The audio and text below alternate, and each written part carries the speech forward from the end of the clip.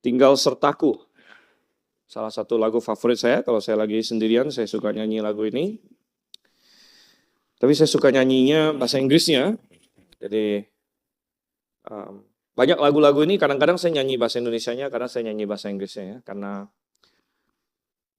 aslinya kan bahasa Inggris sebenarnya. Jadi ada puisi yang indah di dalamnya. Tapi mau nyanyi Inggris, Indonesia sama-sama indah. Oke, selamat malam jemaat yang kasih Tuhan semuanya. Dan malam hari ini kita kembali untuk kebaktian yang kedua. Dan saya mengajak kita untuk melanjutkan seri kita. Dan ini adalah yang terakhir, yaitu seri 10 hukum Tuhan. Dan kita sudah sampai di hukum yang ke-10.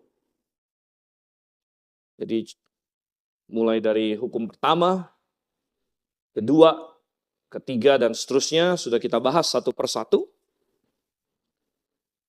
Sehingga kita membuka sekarang dalam Keluaran pasalnya yang ke-20, ayatnya yang ke-17.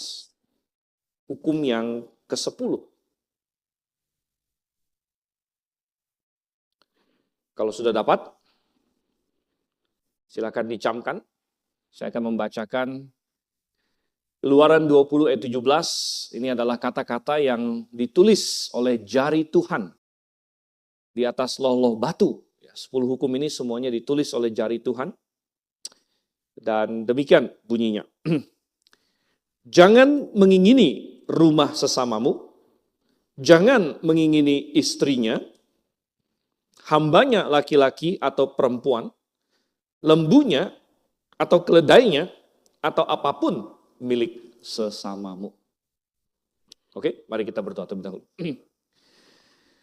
Ya Bapa di surga, kami datang menghadap Engkau, kami datang dalam doa, kami menyerukan namamu, kami memanggil Engkau, karena Engkau telah membuka diri bagi kami. Melalui pengorbanan Yesus Kristus, Engkau menyuruh kami untuk masuk dengan penuh keberanian ke hadapan tahta kasih karunia. Dan itu yang kami lakukan saat ini, untuk meminta pertolongan-Mu, meminta penerangan dari Roh Kudus, sehingga kami memahami kebenaran-Mu yang Engkau catatkan. Engkau catatkan bukan hanya di atas loh batu, namun lebih indah lagi Engkau catatkan di dalam kanon firman-Mu. Sehingga itu tersimpan sepanjang zaman dan kami baca hari ini. Dan kiranya perintah yang Engkau serukan ini dapat kami pahami, dapat kami lakukan dalam hidup kami. Kami berdoa Tuhan dalam nama Yesus Kristus. Amin. Oke, saudara yang kasih Tuhan, ini adalah hukum yang ke-10. Kita sudah membahas 1-9 dan banyak hal yang sudah kita pelajari. Minimal saya sendiri ketika mempersiapkan khotbah-khotbah ini, saya mempelajari banyak hal. Saya harap Anda yang mendengar juga mempelajari banyak hal. Dan hukum-hukum ini ada yang pendek-pendek. Ada yang hanya 2 kata saja. Jangan membunuh, jangan berzina, jangan mencuri. Ada juga yang kalimatnya lumayan panjang. Ya, hukum ke-10 ini kalimatnya, oke lah, ada kalimat yang agak panjang sedikit di sini. Tetapi kita sudah melihat dari 9 hukum yang sudah kita bahas itu, bahwa ternyata ada banyak kebenaran yang bisa kita gali gitu. Bahkan untuk hukum-hukum yang bagi kita mungkin cukup gampang dipahami, seperti jangan mencuri, ya itu kan gampang kita memahaminya. Ternyata ada banyak kebenaran di dalamnya yang lebih dari sekedar jangan misalnya kita ambil uang orang dari dompetnya, begitu. Ada banyak hal yang bisa kita kategorikan mencuri. Demikian juga jangan membunuh, ya bukan hanya kita ambil pisau, kita tusuk orang, ya, tapi ada banyak kebenaran yang terkandung di dalamnya, ada banyak penerapan yang lebih luas lagi. Nah, sehingga kita melihat bahwa ternyata dari 10 hukum ini bisa dikembangkan kepada hukum-hukum yang lain. Ya, bisa diekspansikan bahwa boleh dibilang Tuhan Yesus pernah berkata bahwa seluruh hukum itu tergantung kepada 2 yang utama. Yaitu kasihilah Tuhan Allahmu dengan segenap hatimu, segenap jiwamu, segenap kekuatanmu, akal budimu. Kemudian hukum yang kedua adalah kasihilah sama manusia seperti dirimu sendiri. Dan seluruh hukum bergantung kepada dua hukum ini. Ya. Tetapi kita bisa membayangkan kalau seperti piramida, maka dua hukum yang utama ini di bawahnya bisa dibagi lagi menjadi 10 hukum ini. Ya. Dan baru kemudian di bawahnya kita bisa bagi lagi menjadi hukum-hukum yang lain. Gitu. Sehingga ketika kita melihat hukum yang ke-10 ini, kita bisa mengekspek, ya, kita bisa mengharapkan bahwa juga ada banyak hal, banyak kebenaran yang terkandung di dalamnya. Ya, bukan hanya sesuatu yang sederhana, tetapi ada banyak prinsip yang terkandung di dalamnya. Oleh karena itu saya sering mengibaratkan, ya, terutama untuk hukum yang ke-10 ini, saya ibaratkan ini seperti kue lapis dengan Tuhan. Kalau kue lapis itu kan ada banyak lapisannya. Kalau kita makan satu lapis, ya. Tapi kebanyakan orang makan kue lapis saya rasa digigit aja semuanya. Enggak satu lapis gitu ya. Tapi hari ini kita mau makan kue lapis hukum ke-10 ini selapis-selapis, saudara. Dan kita akan melihat ada 3 lapisan pemahaman tentang hukum ke-10 ini. Sehingga kita bisa mengorek, ya, prinsip yang maksimum darinya. Dan kita ingin melihat ternyata ada lapisan yang makin dalam. Ada lapisan yang eksternal, kemudian kita masuk lagi lebih dalam lagi, dan masuk lagi lebih dalam lagi. Oke, apa 3 lapis hal yang akan kita pelajari di sini? Yang pertama, saudara sama Tuhan, lapis yang pertama adalah kita melihat objeknya. Objek dari kalimat ini, objek dari perintah ini. Karena dikatakan sini, jangan mengingini rumah. Jadi ini adalah objek. Jangan mengingini rumah. Jangan mengingini atau rumah sesamamu, ya. Jangan mengingini istrinya, hambanya laki-laki atau perempuan, lembunya atau keledainya. Jadi ada berbagai barang yang disebutkan di sini. Ada rumah, istri, ya, hamba, lembu, keledai. Ini adalah objek-objek yang disebut. Dan menjadi jelas bagi kita bahwa objek-objek ini bukan suatu daftar yang sudah komplit, tetapi ini hanya representatif saja. Tuhan mau kita menaruh apapun objek yang lain masuk ke dalam situ juga. Karena paling terakhir dikatakan atau apapun milik sesamamu. Jadi kita tidak bisa berkata misalnya mobil tidak disebutkan di sini. Jadi saya boleh menginginkan mobil sesama saya. Atau hal lain lagi, ya, yang tidak disebutkan. Karena daftar di sini bukan daftar memang sengaja untuk menyebutkan semuanya, tapi hanya suatu sampling, suatu contoh dari daftar ini. Sehingga untuk lapis yang pertama kita mau melihat objeknya, apa yang Tuhan sebutkan. Ya, tadi kita bilang rumah, istri, ya, keledai, lembu, dan lain sebagainya. Dan pertanyaan kita, ada nggak sesuatu yang salah kalau kita menginginkan hal-hal itu? Ya kan? Adakah sesuatu yang salah kalau kita menginginkan rumah? Atau kita menginginkan istri? Salah kalau Anda perempuan. Tapi kalau laki-laki boleh nggak menginginkan istri? Kalau perempuan menginginkan istri, wah, harus dicek dulu. Ya. Tapi kalau laki-laki ya, menginginkan istri, menginginkan lembu atau keledai, yang hari ini mungkin jarang ya kita bisa ganti itu motor, sepeda, mobil, atau apapun itu juga. Ada yang salah tidak dengan benda-benda yang disebutkan oleh Tuhan di ayat ini? Dan jawabannya tidak ada yang salah dengan benda-benda itu sendiri. Tidak ada yang salah dengan rumah atau punya rumah. Tidak ada yang salah dengan punya lembu atau keledai atau istri. Bahkan beberapa hal di sini disebut baik oleh Tuhan. Coba kita buka misalnya Amsal. Amsal pasal 18.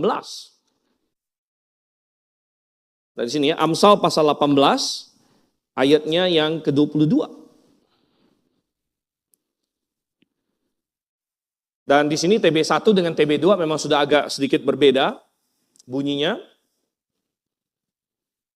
Kalau di TB2 bunyinya, siapa mendapat istri mendapat bahagia dan ia disenangi Tuhan. Saya lebih hafal TB1 ya, siapa mendapat istri mendapatkan hal yang baik, kalau nggak salah. dan ia dikenan oleh Tuhan. Kok saya bisa tahu? Ya rupanya saya sudah sering baca ayat ini. Gitu. Yang laki-laki ada amin? Gitu ya. Amin. Siapa mendapat istri, mendapat hal yang baik. Mendapat bahagia. Ia dikenan oleh Tuhan. Kalau mendapat suami gimana? Ya bagus juga. Gitu kan? Bagi yang perempuan. Jadi ada yang salah tidak? Tidak ada yang salah dengan objek-objek ini. Yang disebut, kalau kita balik lagi ke Keluaran pasalnya yang ke-20 ayat 17 tadi. Rumah, lembu, keledai. Ya. Sehingga tidak ada yang salah dengan hal itu. Kita harus melawan asketikisme. Jadi ayat ini bukan mengajarkan asketikisme. Bahwa kita harus tidak memiliki apa-apa. Ya, bahwa kita harus menyangkal daging kita sedemikian rupa, ya, bahwa daging itu jahat. Ya, nanti kita masuk kepada gnostikisme. Ya, padahal tidak, Tuhan bilang bahwa Dia memberikan berkat-berkat jasmani juga kepada manusia. Ya, tidak ada yang salah dengan hal-hal ini dengan sendirinya. Kalau begitu, apa permasalahannya? Nah, di sini kita harus masuk ke lapisan yang kedua. Jadi lapisan yang pertama, kita bicara mengenai objeknya. Dan kita dapatkan tidak ada yang salah dengan rumah, istri, lembu, dan keledai, dan lain-lain. Maka kita masuk ke lapisan kedua, yaitu pemiliknya. Nah, pemiliknya. Oke, mungkin di sini letak permasalahannya. Karena ayat ini bukan bilang jangan mengingini rumah saja, tetapi ada pemiliknya. Jangan mengingini rumah sesamamu. Jadi di lapisan yang kedua di sini kita mengalihkan fokus kita ke pemiliknya. Siapa pemiliknya? Dari yang jangan diinginin ini. Jangan mengingini rumah sesamamu. Kemudian jangan mengingini istrinya. Ada katanya di situ. Jadi di setiap objek di sini dinyatakan pemiliknya. Itu sesamamu. Jangan mengingini istrinya, hambanya, laki-laki atau perempuan. Lembunya atau keledainya atau apapun milik sesamamu. Jadi kalau di pengertian dari lapis yang kedua di sini, kesalahan yang dimaksud di sini oleh Tuhan bukan pada rumahnya atau keledainya atau istrinya, tapi bahwa itu adalah milik sesamamu. Ya, itu adalah milik sesamamu, sehingga kalau kamu ambil itu, kalau kamu menginginkan itu lalu kamu mengambilnya, maka itu akan terjadi pelanggaran hukum. Ya, kalau misalnya lembu sesamamu kamu ambil, kamu menginginkan kamu ambil, maka itu adalah pencurian. Itu adalah pencurian. Oh, tapi saya nggak curi kok. Ya, saya tipu dia sehingga dia kasih saya. Yaitu Anda melanggar hukum ke-9. Bersaksi dusta, Anda tipu dia. Oh, saya tidak tipu dia. Cuma saya tusuk dia sehingga saya bisa ambil. Yaitu melanggar hukum ke-6. Jangan membunuh. Begitu. Jadi ketika fokusnya ada pada siapa yang memiliki barang-barang ini. Jadi dikatakan adalah sesama. Dan kita tidak boleh mengingini milik sesama kita. Karena ketika kita menginginkannya lalu kita mengambilnya, maka kita melanggar hukum-hukum yang sudah ada sebelumnya. Jangan membunuh, jangan berzina. Ya, berzina itu berarti mengambil istri sesama. Mengambil istri sesama, yaitu sudah mencuri, berzinah lagi. Dan menginginkan lagi, sudah melanggar multiple. Kalau di sistem hukum itu kadang-kadang bisa jaksa penuntut bisa menuntut pasal berlapis katanya. Gitu ya. Pasal berlapis, jadi dituntut pasal berlapis. Anda melanggar banyak hukum. Gitu. Nah, tetapi mungkin ada yang berkata begini, kalau memang demikian, kalau memang ketika kita melanggar hukum ke-10, itu berarti kita sudah melanggar hukum-hukum yang lain juga, kenapa perlu ada hukum ke-10 lagi? Kenapa tidak cukup? Ya kan sudah ada. Kalau misalnya jangan mengingini milik sesamamu, supaya kita nggak ambil, kita curi, kan sudah ada jangan mencuri. Kenapa perlu ada tambah hukum ke-10 lagi kalau begitu?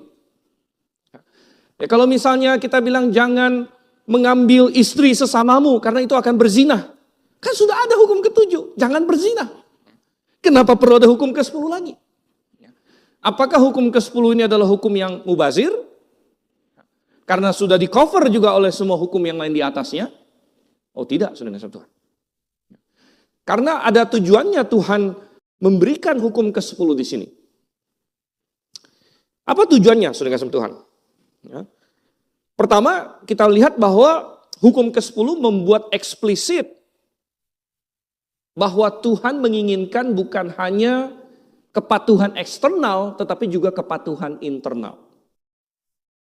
Ingat bahwa di dalam perjanjian baru, Tuhan membuatnya eksplisit ketika dia menguraikan prinsip-prinsip itu.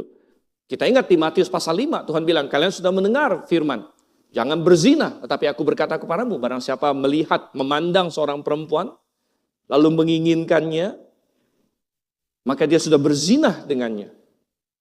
Jadi Tuhan Yesus berkata, perzinahan itu melanggar perbuatan berzinah ini, bukan hanya ketika Anda melakukan suatu tindakan fisik, tapi itu sesuatu yang dimulai dari dalam hati.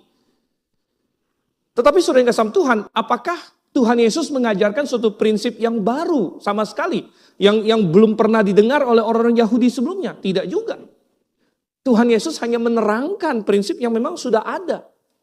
Dan prinsip itu sudah ada dari hukum ke-10. Jadi hukum ke-10 salah satu fungsinya adalah membuat semua orang menjadi tahu bahwa Tuhan bukan hanya peduli masalah tindakan eksternal. Ya. Melainkan Tuhan juga peduli dengan hati kita. Karena menginginkan itu adalah sesuatu yang dalam hati. Dan itu tidak bisa dicek oleh orang. Jadi pelanggaran yang lain itu bisa dicek oleh orang. Jangan mencuri, ada mencuri nggak? Jangan berzina, ada berzina nggak? Jangan membunuh, ada membunuh nggak? Tapi kalau jangan menginginkan, bagaimana mengeceknya? Apakah saya tahu kamu ingin apa? Kan nggak tahu. Saya pernah membaca secara online suatu perdebatan di online ya. Ini fokusnya di Amerika. Dan Anda tahu bahwa 10 hukum ini, dulu Amerika, waktu negara Amerika itu didirikan, itu pengaruh Kristennya sangat luar biasa. Bahkan, bapak kemerdekaan Amerika Serikat, yaitu George Washington, adalah seorang Kristen. Dan bahkan bukan hanya orang Kristen, nah ini banyak orang tidak tahu, dia adalah seorang Baptis. George Washington, seorang Baptis. Dan di Tabernacle dulu, ada satu lukisan di mana George Washington lagi dibaptis ulang. Dibaptis yang benar pertama kali, tapi dianggap baptis ulang, gitu ya, di sungai. Dia seorang baptis. Oleh karena itu tidak heran, Amerika itu didirikan di atas fondasi yang luar biasa. Bandingkan dengan, ya saya bukan mau merendahkan, tapi bandingkan dengan Bapak proklamasi kita, ya Soekarno. Dia memang berjasa besar di dalam kemerdekaan kita. Tapi hampir semua orang tahu bahwa dia seorang poligamis misalnya. Dia punya banyak istri. Bahkan gonta-ganti istri. Dan suatu ketika Soekarno akhirnya pernah mengumumkan dirinya presiden seumur hidup. Ingat nggak? Ya, Anda baca sejarah lagi. Sedangkan George Washington malah berkata, saya tidak mau lebih dari 2 kali. Jadi dia menjabat 1 term, kemudian dia menjabat 2 term, habis itu dia bilang, saya nggak mau lagi, saya mau kasih contoh. Saya hanya cukup menjabat 2 kali presiden. Dan di awal-awal masa Amerika itu, sekolah-sekolah itu dipengaruhi oleh kekristenan. Dan mereka taruh 10 hukum Tuhan ini di sekolahan. Mereka taruh 10 hukum Tuhan ini di pengadilan, ruang pengadilan mereka, lain sebagainya. Mereka banyak dipengaruhi oleh kekristenan. Tapi saudara yang kasih Tuhan, akhirnya kemunduran Amerika adalah ketika mereka meninggalkan Tuhan. Dan mereka mulai berkata tidak boleh. Akhirnya di sekolah tidak boleh ada hukum. 10 hukum ini. Di pengadilan tidak boleh, karena itu berarti memihak Kristen, dan kita tidak boleh memihak Kristen katanya. Akhirnya mereka makin kacau, makin kacau.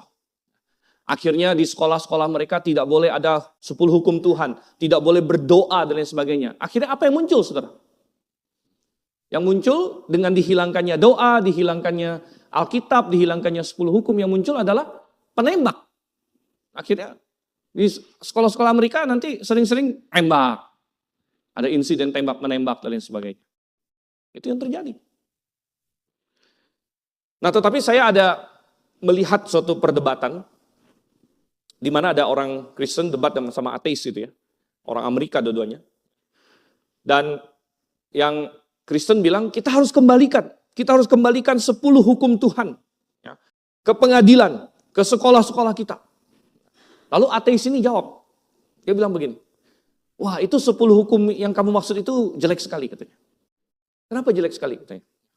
Coba lihat aja dia bilang, hukum ke-10-nya mana bisa dipantau katanya. Dia fokus ke hukum ke-10. Karena hukum ke-10 ini jangan menginginkan katanya.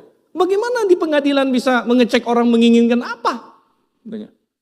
Bagaimana bisa hukum ke-10 ini menjadi dasar dari hukum suatu negara? Dia bilang. Oh, saudara yang kasih Tuhan. Benar apa yang dia katakan. Hukum ke-10 ini Tuhan kasih bukan untuk di pengadilan. Hukum ke-10 ini Tuhan kasih sebagai standar moral. Standar moral kita. Ini masalah hati. Jangan menginginkan, tapi itulah poinnya. Poinnya adalah Tuhan ingin berkata bahwa terlepas dari pengadilan manusia akan ada suatu hari pengadilan Tuhan. Dan pada saat pengadilan Tuhan itu bukan hanya perbuatan fisik kita yang akan dihakimi, tapi bahkan hati kita akan dihakimi. Karena Tuhan sudah menulis ini, jangan mengingini. Dan berarti Tuhan akan mengeceknya. Manusia tidak bisa mengecek. Tuhan yang suatu hari akan mengecek.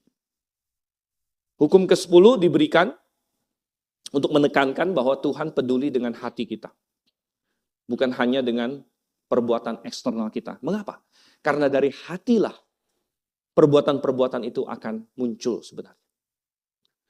Ingat dikatakan dalam Amsal pasal 4. Jagalah hatimu dengan segala kewaspadaan. Karena dari situlah terpancar kehidupan. Hati kitalah yang akan menghasilkan perbuatan-perbuatan. Nah, saudara yang kasih Tuhan. Bukan hanya itu. Hukum ke-10 juga membuktikan bahwa semua butir-butir dari 10 hukum ini saling kait-mengait. Tadi kita sudah bahas bahwa kalau kita melanggar hukum mencuri, ya kalau kita mencuri barang, ya sudah pasti kita melanggar hukum ke-10. Ya, kenapa kita mencuri? Kita menginginkan barang sesama kita. Jadi setiap kali kita melanggar hukum ke-8, kita melanggar hukum ke-10 juga. Setiap kali kita berzina, itu adalah pelanggaran hukum ke-10 juga. Jadi semua hukum ini saling kait-mengait. Coba kita buka satu ayat yang menyatakannya. Coba kita buka Yakobus. Yakobus pasal 2, saudara yang kasih Tuhan.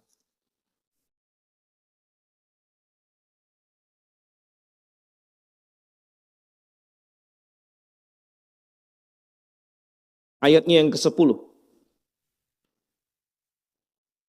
Yakobus pasal 2 ayatnya yang ke-10.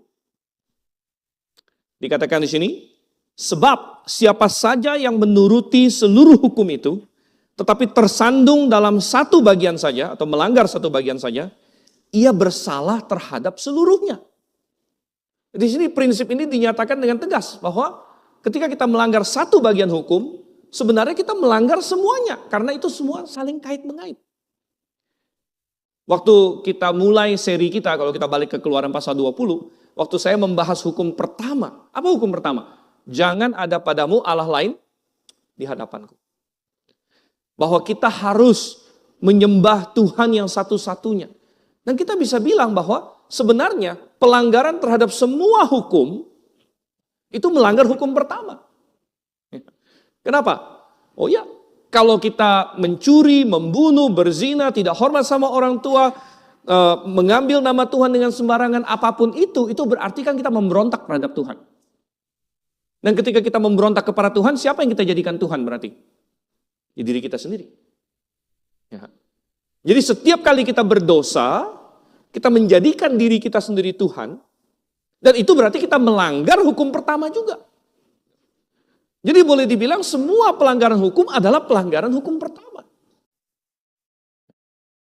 Sama seperti boleh dibilang semua pelanggaran hukum juga adalah pelanggaran hukum ke-10.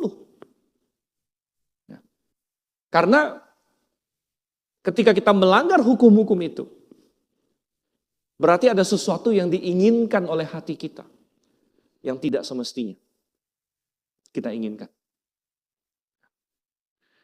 Dan ini menekankan betapa hukum Tuhan itu saling terkait satu dengan yang lain. Yakobus berkata, kalau kamu melanggar satu bagian, kamu melanggar semuanya. Oleh karena itu kita tidak bisa bilang bahwa, oh ya pelanggaran saya kecil, ya, saya hanya berdosa sedikit Tuhan. Tuhan bilang tidak, kamu adalah pelanggar hukum. Gitu ya. Nah, balik lagi ke Keluaran pasal 20 ayat yang ke-17 di sini. Oke, kita tidak boleh mengingini milik sesama kita.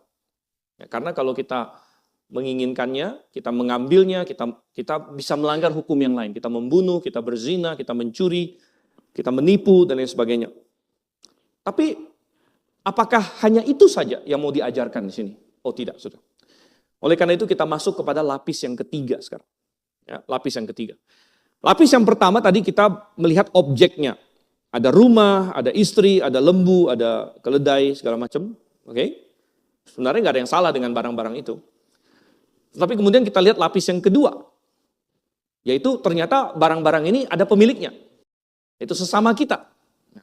Wow, kalau punya sesama saya ya jangan saya ambil, gitu kan. Tapi coba kita lihat lapis yang ketiga sekarang. Dan lapis yang ketiga di sini kita mau berfokus kepada aksinya atau tindakannya. Jadi tadi kita berfokus ke objeknya, kita berfokus ke pemiliknya, sesama. Sekarang kita mau melihat apa yang dilarang, tindakan apa yang dilarang. Kita mau berfokus ke kata mengingininya sekarang. Jangan mengingini. Ya. Kita mau lihat kata ini, mengingini ini. Dan ternyata kalau kita lihat di sini, kata mengingini dalam bahasa Ibrani, nah Keluaran tentu ditulis dalam bahasa Ibrani, itu berasal dari kata hamad. Ya. Hamad, ya, ini artinya mengingini. Ya. Dan itu dalam Ibrani. Bagaimana dengan dalam Yunani? Rupanya ayat ini ada dikutip oleh Paulus. Nah, coba kita lihat Roma pasal 7. Ya, jadi kita bisa lihat padanan Yunaninya. Kalau dalam bahasa Ibrani dia pakai kata hamad. Artinya menginginkan. Di dalam Roma 7 ayat 7 ya, Paulus mengutip ini, ayat ini. Saya bacakan. Jika demikian, apa yang hendak kita katakan? Apakah hukum Taurat itu dosa? Sekali-kali tidak. Sebaliknya, justru melalui hukum Taurat aku telah mengenal dosa. Karena aku juga tidak tahu apa itu keinginan, kalau hukum Taurat tidak mengatakan jangan mengingini. Nah, dia mengutip jangan mengingini sini, dia mengutip Keluaran 20 ayat 17 hukum ke-10. Dan di Roma di sini tentu pakai bahasa Yunani, ya, Paulus menulis bahasa Yunani, ini memakai kata epitumeo. Ya, jadi kita dapatkan dua kata dalam bahasa Ibraninya hamad, menginginkan, dalam bahasa Yunaninya epitumeo, menginginkan juga. Ya. Dan ternyata kalau kita cek di dalam Alkitab, baik hamad maupun epitumeo, ini sama-sama bisa dipakai positif dan negatif rupanya.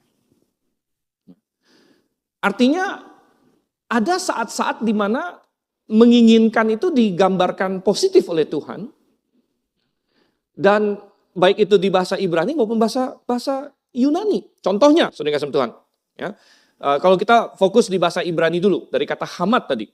Ternyata Tuhan ada memakai kata ini secara positif. Misalnya contohnya kita lihat di dalam Kejadian 2 ayat 9. Coba kita lihat. Kejadian pasal 2 ayatnya yang ke-9. Oke. Lalu Tuhan Allah menumbuhkan dari tanah berbagai pohon yang menarik dan baik untuk dimakan buahnya. Juga pohon kehidupan di tengah-tengah taman itu, serta pohon pengetahuan tentang yang baik dan jahat. Nah, kata menarik di situ, Tuhan menciptakan dari tanah berbagai pohon yang menarik. Kata menarik di sini adalah bentuk nifal dari hamat, jadi nehmat jadinya. Nehmat itu sebenarnya sudah akar kata kita bahasa Indonesia nikmat. Jadi pohon-pohon yang nehmat, yang nikmat, yang menarik diterjemahkan di dalam LAI di sini. Ya. Jadi kenapa? Ini artinya pohon-pohon yang bisa membuat orang menginginkan dia. Tapi ini dirancang oleh Tuhan seperti itu. Ini bukan hal yang negatif. Dan kita bisa cek lagi kata-kata yang lain, ada banyak ayat yang lain, kita nggak usah ya, nanti terlalu banyak waktu. Coba kita lihat sekarang perjanjian baru. Epitumeo jelas bisa dipakai negatif. Seperti yang tadi kita kutip di Matius pasal 5, Tuhan bilang kalau kamu memandang seorang perempuan dan menginginkannya, pakai epitumeo, kamu sudah berzinah dengan dia. Ya. Tapi epitumeo bisa juga dipakai secara positif. Ya. Misalnya di dalam ayat yang terkenal, 1 Timotius 3 ayat 1, siapa yang menginginkan jabatan penilik, menginginkan sesuatu yang indah, menginginkan pekerjaan indah. Di situ juga memakai kata epitumeo. Jadi bisa menginginkan sesuatu yang baik. Siapa yang menginginkan jabatan penilik, dia menginginkan pekerjaan yang baik.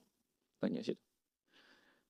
Jadi kalau begitu, kalau kata menginginkan ini bisa positif, bisa negatif. Ya. Maka kalau kita balik lagi ke Keluaran pasal 20 ayat 17, berarti yang Tuhan larang di sini pastilah menginginkan dalam bentuknya yang salah kalau begitu. Ya. Yang Tuhan larang tidak mungkin menginginkan sesuatu yang baik gitu, dalam konteks yang positif. Tapi Tuhan melarang menginginkan dalam konteks yang negatif. Menginginkan dalam konteks negatif itu seperti apa, saudara Tuhan? Saya ingin menelusuri minimal dua cara menginginkan itu bisa negatif.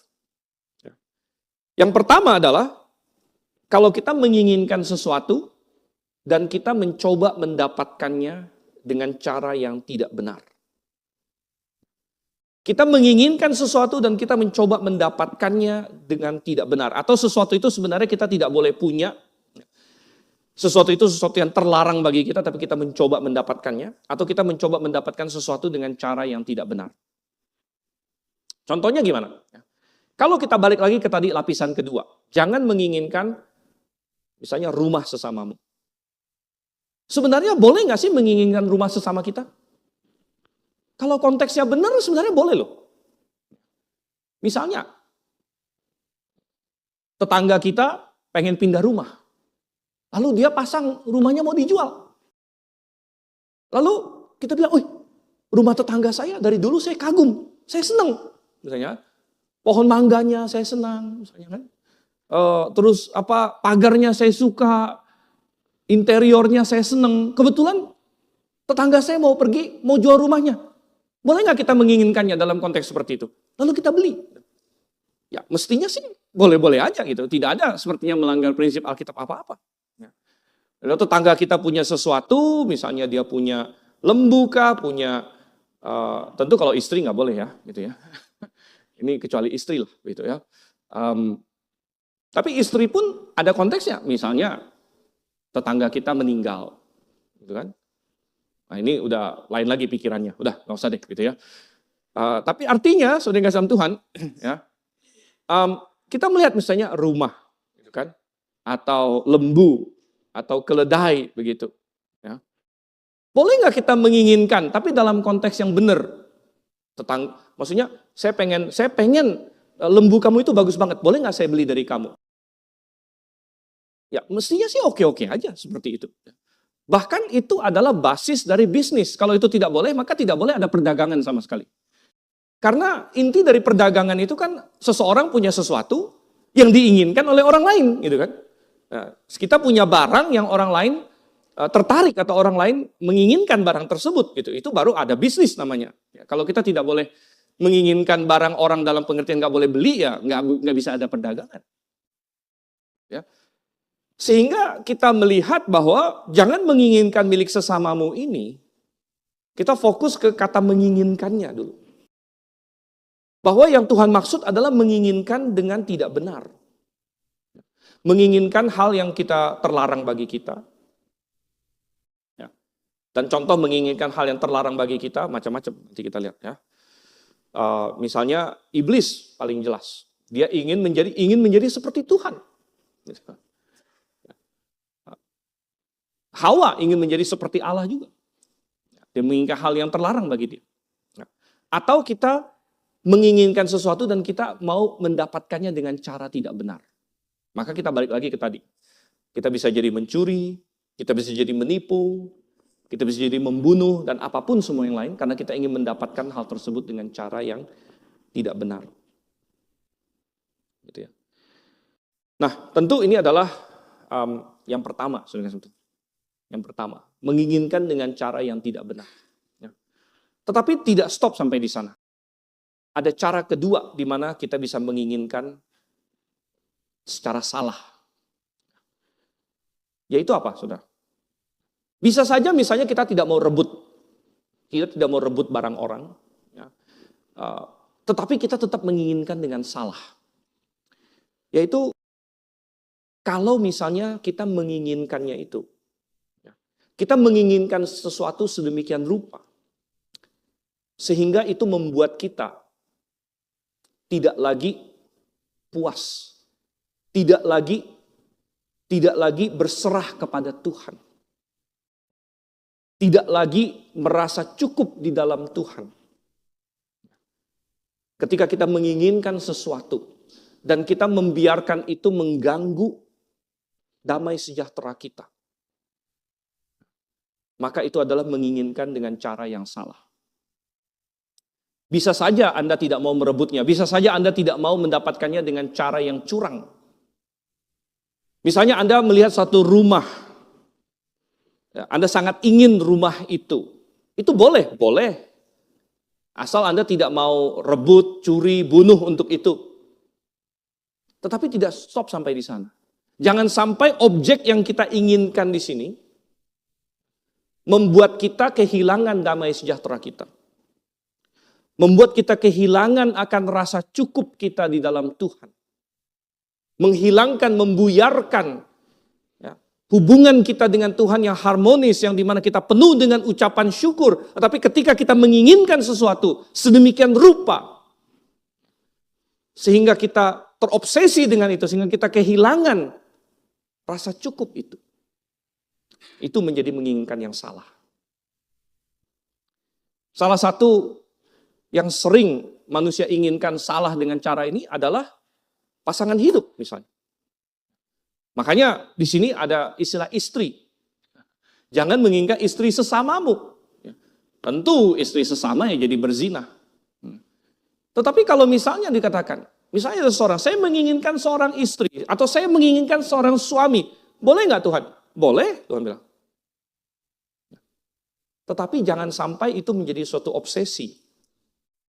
Jangan sampai itu menghilangkan damai sejahtera kita di dalam Tuhan.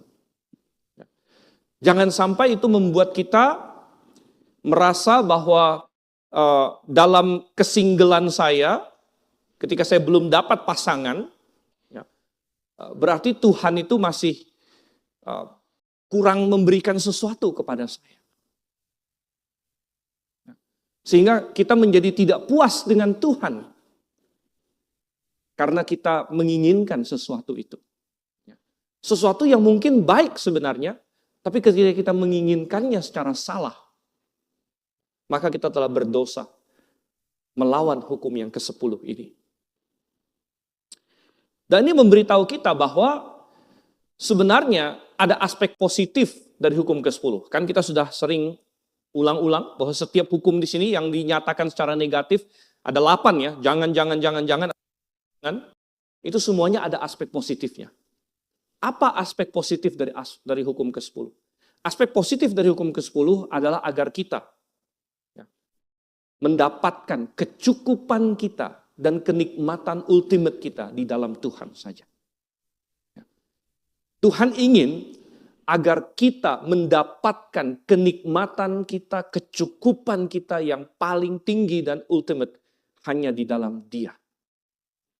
Dan Tuhan tidak mau kita merasa tergantung kepada apapun yang lain selain dari Dia. Coba kita buka, ada banyak ayat yang secara positif menyatakan ini. Kita buka 1 Timotius misalnya. 1 Timotius pasalnya yang ke-6.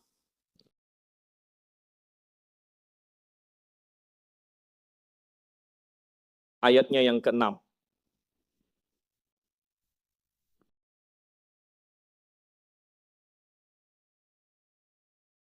Satu Timotius 6 ayat 6 dikatakan, memang kesalehan itu kalau disertai rasa cukup memberi keuntungan besar. Tuhan ingin agar orang percaya mempunyai rasa cukup di dalam dirinya. Rasa cukup. Rasa bahwa ya, Tuhan menyertai saya. Coba kita buka lagi Ibrani. Ibrani pasalnya yang ke-13. Ayatnya yang ke-5.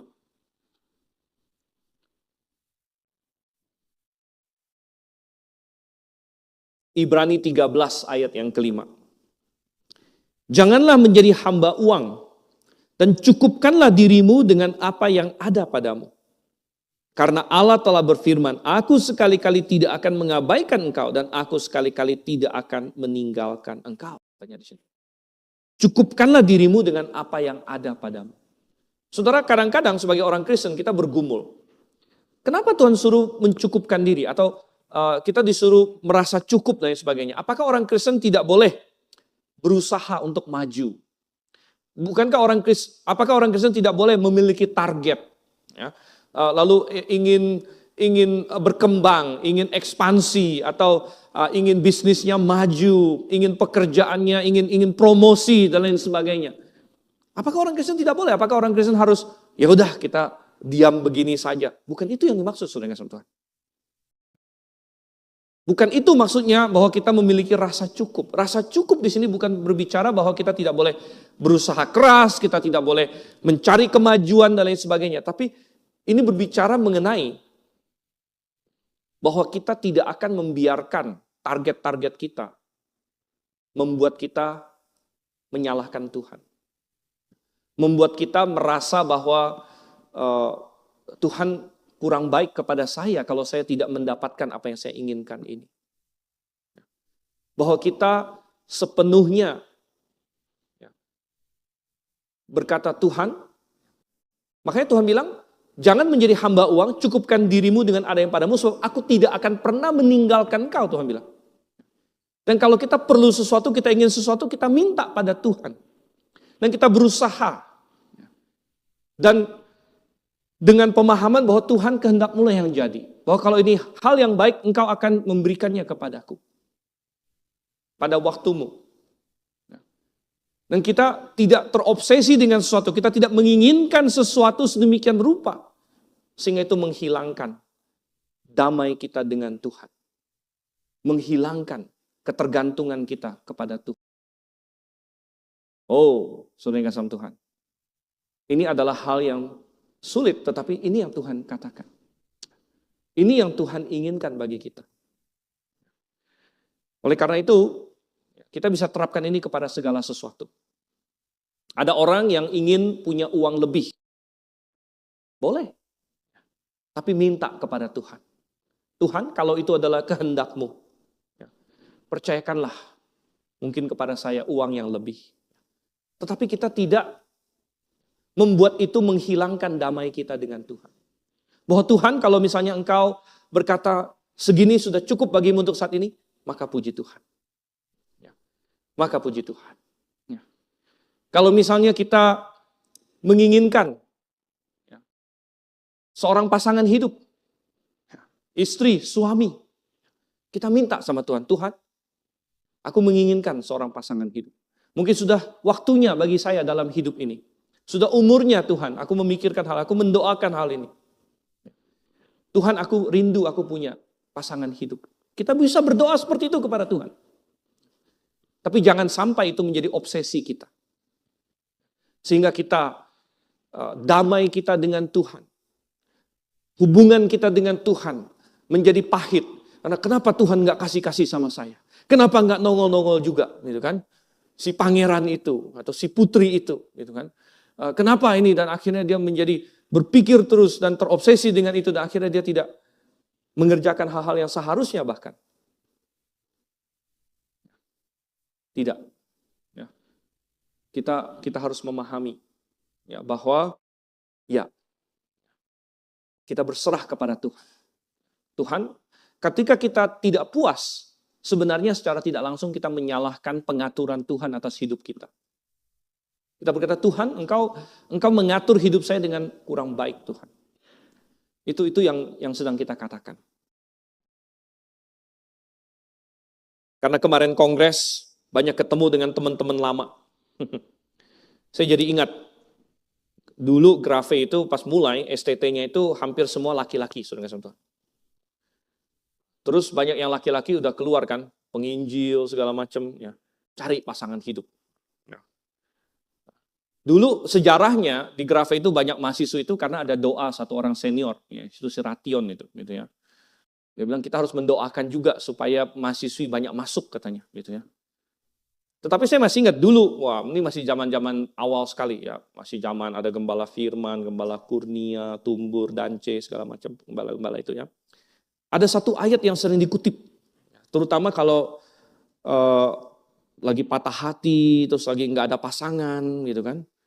Itu Mazmur 73 ayat 25. Saya nggak tahu mahasiswa sekarang ngetren ayat ini nggak, gitu kan. Mazmur 73 ayat 25. Ya, ini agak sedikit bercanda tapi serius, saudara, ayat ini, gitu ya. Mazmur 73 ayat 5. Kadang-kadang mahasiswa senior dulu zaman itu ledek-ledekan gitu kan. Kamu belum punya pasangan. Dikutipkan Mazmur 73 ayat 25. Apa bunyinya? Siapa yang kumiliki di sorga kecuali engkau? Selain engkau tak ada yang kudambakan di bumi. Oh, ternyata kan. Jadi menjadi ayat nasional gitu. Bagi yang belum punya pasangan. Selain engkau tak ada yang kudambakan di bumi. Selain Tuhan, lah Tuhan aja. Gitu ya.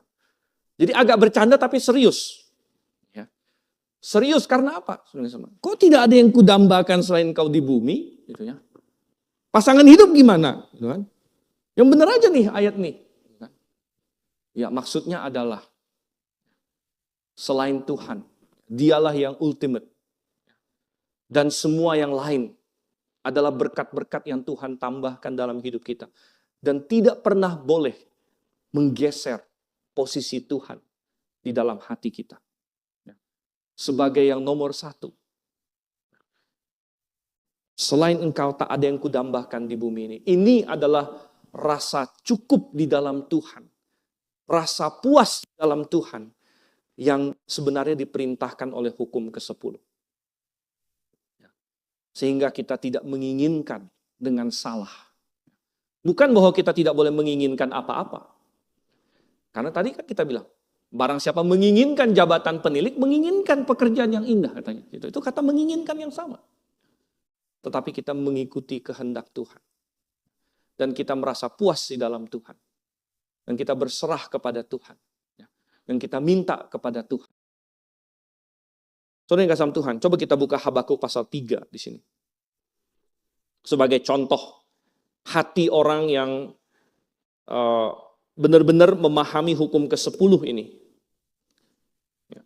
Hukum ke-10 ini intinya adalah mengenai hati kita. Karena menginginkan kan masalah hati. Dan apakah hati kita ini tenang di hadapan Tuhan. Habakuk pasal 3 ayat 17 sampai 19. Kita melihat di sini esensi dari hukum ke-10. Sekalipun pohon ara tidak berbunga, pokok anggur tidak berbuah, dan hasil pohon zaitun mengecewakan. Sekalipun ladang-ladang tidak menghasilkan bahan makanan. Kambing domba terhalau dari kurungan, dan tidak ada lembu dalam kandang. Aku akan bersukacita di dalam Tuhan.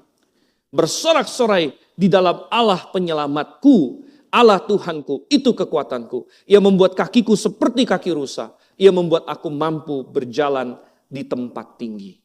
Saudara, Ini adalah esensi dari hukum ke-10. Bahwa kita berkata, Tuhan, tidak ada yang kuinginkan selain dari Engkau. Dalam pengertian apa? Bukan berarti kita tidak ada hal-hal lain yang kita inginkan. Tapi semua yang lain yang kita inginkan itu, kita inginkan di dalam Tuhan. Kita inginkan di dalam Tuhan. Bukan untuk melawan Tuhan. Bukan untuk bersaing dengan Tuhan. Bukan di luar kehendak Tuhan. Tapi kita inginkan di dalam Tuhan.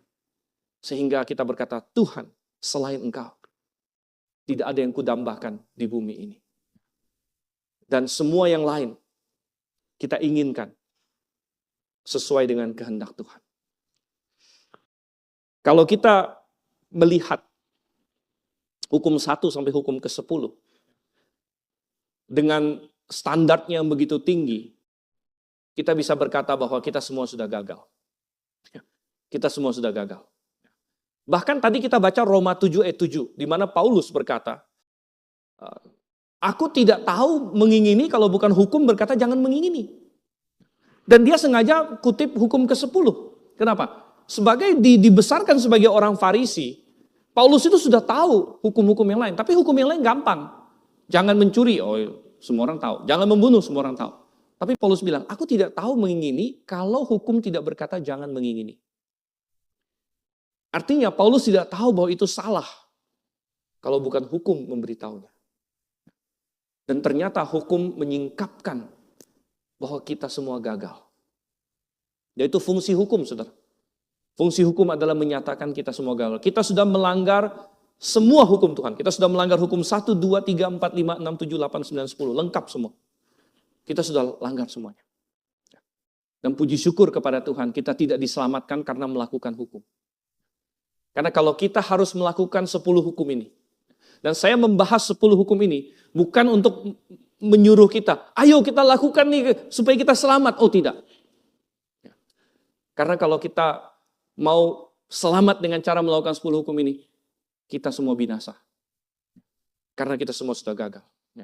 Tapi puji syukur, ada satu pribadi yang sudah melakukan seluruh hukum ini dengan benar, yaitu Yesus Kristus.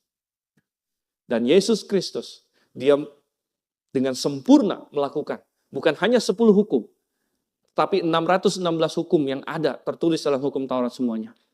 Dan dia melakukannya dengan benar dan tepat. Sehingga dia adalah orang yang benar. Dan kemudian dia berkata, aku akan tukar posisi denganmu, asal engkau bertobat dan percaya kepadaku. Sehingga dosa-dosamu, pelanggaranmu, aku yang ambil. Dan kebenaranku menaati semua hukum ini. Kalian terima.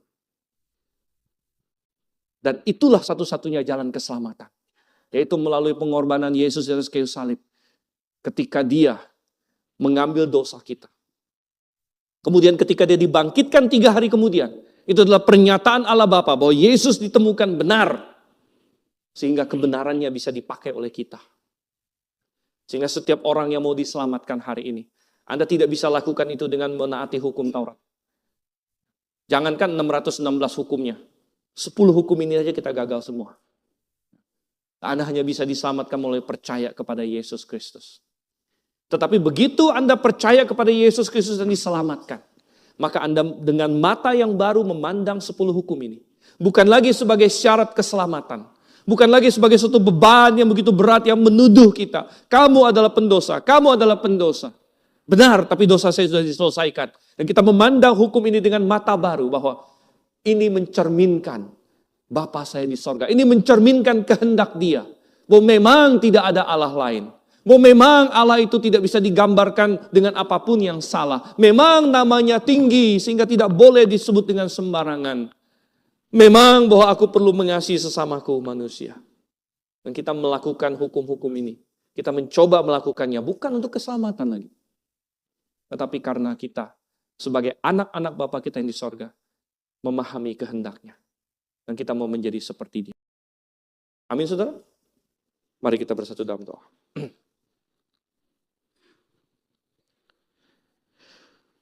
Bapa di surga, Engkau telah menuliskan firman-Mu. Engkau telah menyatakan hukum-Mu, standar-Mu, oh Tuhan. Betapa indah, namun betapa tinggi.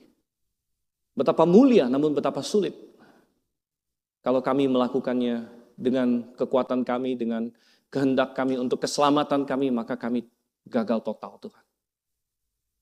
Namun kami belajar, ya, termasuk dalam hukum ke-10 ini, kehendak-Mu yang sempurna, agar kami hanya berpuas diri di dalam Engkau. Dan Engkaulah yang menjadi pembawa nikmat yang sejati kepada jiwa kami.